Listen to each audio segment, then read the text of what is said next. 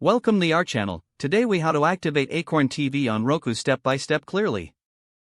To activate Acorn TV on your Roku device, start by turning on your Roku TV or device. Ensure that you are connected to the internet. From the Roku home screen, navigate to the Streaming Channels menu. Select the Channel Store option. In the Channel Store, use the search function to find Acorn TV. Once you locate Acorn TV, click on the option to add the channel. After the channel is added, return to the Roku home screen.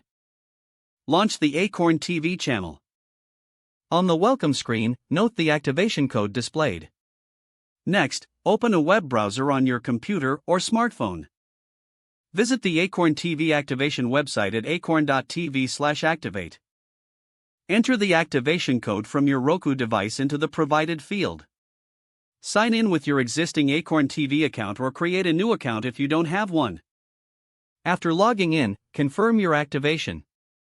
Return to your Roku device. Give it a moment to refresh.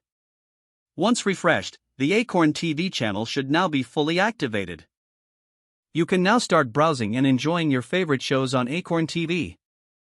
If the page does not load, refresh the browser or try again in a private or incognito window.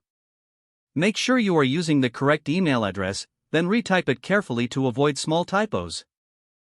If your password is not accepted, use the reset option and create a new strong password you can remember. Check your spam folder for verification or security emails, then complete any requested confirmation steps. Enable two-factor authentication if available to improve account security and reduce unauthorized access risk.